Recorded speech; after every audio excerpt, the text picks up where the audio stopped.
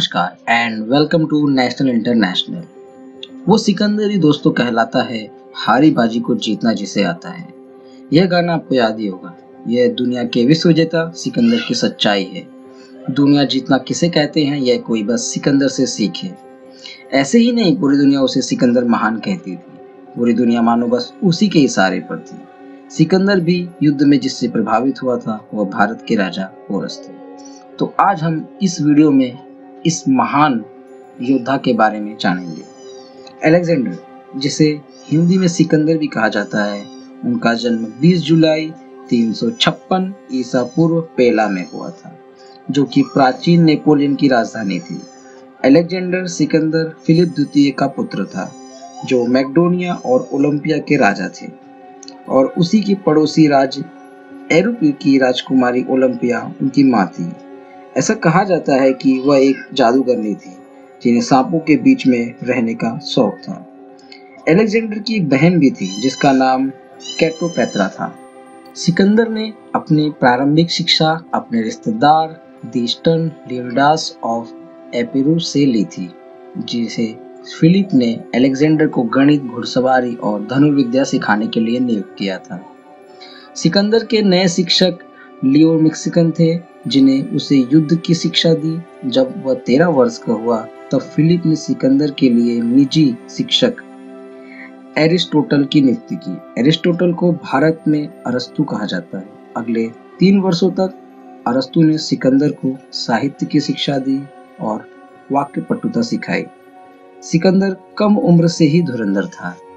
12 वर्ष की उम्र में सिकंदर ने घुड़सवारी बहुत अच्छे से सीख ली थी, और यह उन्होंने अपने पिता को तब दिखाई जब सिकंदर एक प्रशिक्षित घोड़े ब्यूसेफेल्स को काबू में किया, जिस पर कोई काबू नहीं कर पा रहा था। उसके बाद सिकंदर ने अपने जीवन के कई युद्धों में ब्यूसेफेल्स की सवारी की, और वह घोड़ा अंत तक उनके साथ ही रहा था। 336 ईसा पूर्व में सिकंदर की बहन ने मोलोसियन के राजा से शादी की। इसी दौरान एक महोत्सव में पेरानियास ने राजा फिलिप द्वितीय की हत्या कर दी। अपने पिता की मृत्यु के समय सिकंदर 19 वर्ष का था, और उसमें सत्ता हासिल करने का जोश और जुनून चरम पर था। उसने मैक्डोनियन आर्मी के सेंगार के 7 जनरल और फौज को इकट्ठा किया, जिनमें वो सेना भी शामिल थी जो केरोनिया से लड़ी थी। सेना ने सिकंदर को सर्वसम्मति से राजा घोषित किया और उसकी राजवंश के अन्य वारिसों की हत्या करने में मदद की। ओलंपिया ने भी अपने पुत्र की इसमें मदद की। उसने फिलिप और क्लेयोपेत्रा की पुत्री को मार दिया और क्लेयोपेत्रा को आत्महत्या करने के लिए मजबूर कर दिया। सिकंदर जब अपने उत्तरी अभियान को खत्म करने के करीब था, तब उसे यह खबर मिली कि ग्रीक राज्य के शहर थेबेंस में मैक्डोनियन आर्मी को अपने किले से भगा दिया है। अन्य शहरों के विद्रोह के डर से सिकंदर ने अपनी सेना के साथ दक्षिण का रुख किया।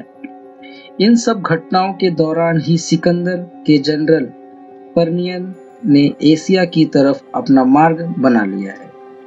अलेक्जेंडर और उनकी सेना थेबेंस में इस तरह से पहुंची कि वहां की सेना को आत्मरक्षा करने तक का मौका नहीं मिला। वहीं सिकंदर से एथेंस के साथ ग्रीक के अन्य शहर भी उनके साथ संधि करने को तैयार हो गए। 334 ईसा पूर्व में सिकंदर ने एशियाई अभियान के लिए नौकायान शुरू किया और उस वर्ष की वसंत में ड्राय में पहुंचे। सिकंदर ने ग्रेसियस नदी के पास पर्शियन राजा डारियस तृतीय की सेना का सामना किया, उन्हें बुरी तरह से पराजित किया। 333 ईसा पूर्व की गर्मियों में सिकंदर की सेना और डारियस की सेना के मध्य एक बार फिर से युद्ध हुआ। हालांकि सिकंदर की सेना में ज्यादा सैनिक होने के कारण उसकी फिर से एक तरफा विजय हुई। सिकंदर ने खुद को पर्शियन का राजा घोषित किया। सिकंदर का अगला लक्ष्य इजिप्ट को जीतना था। गाजा की घेराबंदी करके सिकंदर ने आसानी से इजिप्ट पर अपना कब्जा कर लिया। 331 ईसा पूर्व में उसने अलेक्जेंड्रिया शहर का निर्माण किया और ग्रीक संस्कृति और व्यापार के लिए उस शहर को केंद्र बनाया। उसके बाद सिकंदर ने गैलमेला में युद्ध में पर्शियन को हरा दिया। पर्शियन आर्मी की हार के साथ ही सिकंदर बेबीलोन का राजा एशिया का राजा और दुनिया के चारों कोनों का राजा बन गया। 328 ईसा पूर्व में सिकंदर भारत में पोरस की सेना से भिड़ा। दोनों की सेना में भयंकर युद्ध हुआ। सिकंदर की सेना ने अपना पूरा जोर लगा दिया था। आखिर सिकंदर की सेना की जीत हुई, परंतु सिकंदर पोरस के पराक्रम से बहुत ही प्रभावित हुआ। सिकंदर ने उसे फिर से राजा बना दिया। सिकंदर ने सिंधु के पूर्व की तरफ बढ़ने की कोशिश की, लेकिन उसकी सेना ने आगे बढ़ने से मना कर दिया और वापस लौटने को कहा। 325 ईसा पूर्व में सिकंदर ने ठीक होने के बाद अपनी सेना के साथ उत्तर की तरफ पर्शियन खाड़ी के सहारे रुख किया। उस समय बहुत से लोग बीमार पड़ गए, कुछ लोग चोटिल हो गए, कुछ लोगों की मृत्यु हो गई। अपने नेतृत्व और प्रभाव को बनाए रखने के लिए उसने पर्शिया के प्रबुद्ध के लोगों को और मैक्डोनिया के प्रबुद्ध के लोगों से मिलाने का सोचा, जिससे एक शासक वर्ग बनाया जा सके।